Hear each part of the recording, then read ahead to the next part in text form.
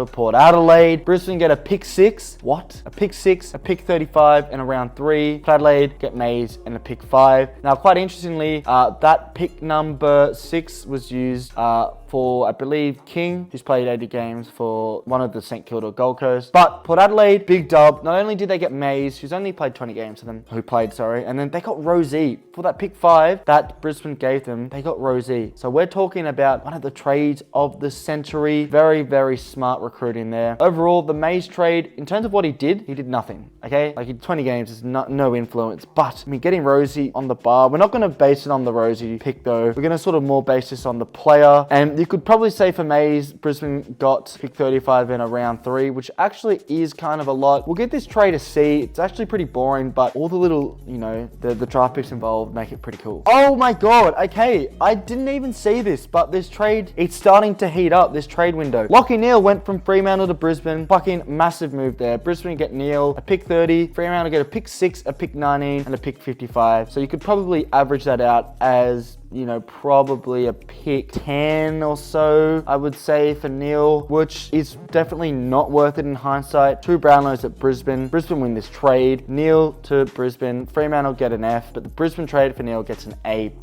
Easy as the alphabet. Now, Jesse Hogan, if I recorded this a year ago, I would give a different grade for this. Now, Hogan went from Melbourne to Fremantle. Fremantle got Hogan pick 65. Melbourne got pick 6 and pick 23. Very embarrassing initially for Jesse Hogan. Actually, what am I talking about? He's doing well for GWS, not for Fremantle. It's an F. Fremantle, they get absolutely rinsed to pick 6 and 23. Big fat L. And Hogan, I mean, unfortunately, he didn't find his feet there, but he's playing good footy at GWS, which is good. But the Fremantle-Hogan trade gets an F, one of the worst ones at the window. Even worse, you could argue, because he's now left Fremantle as well. Fucking Fremantle have had a stinker. Fremantle in this trade period, they lost Lachie Neale, and they got Hogan for fucking way too many draft picks and high draft picks. They also picked up Rory Lobb from the GWS Giants, who eventually also, like Jesse Hogan, left to a 3rd club. Lobb's now playing for the Dogs. But anyway, during this time, Fremantle got Lobb, pick 14, pick 43, and pick 47 for a pick 11 and a pick 19. So, you know, you could probably average that out at like a pick in the mid-10s, like 15 or so. Overall, is it worth it? No, not at all. Because he leaves after, you know, just over 60 games, which I guess is a decent amount for Fremantle, but he was meant to be their star boy, the forward ruck, the guy who's going to, you know, carry your team. It fails. It gets...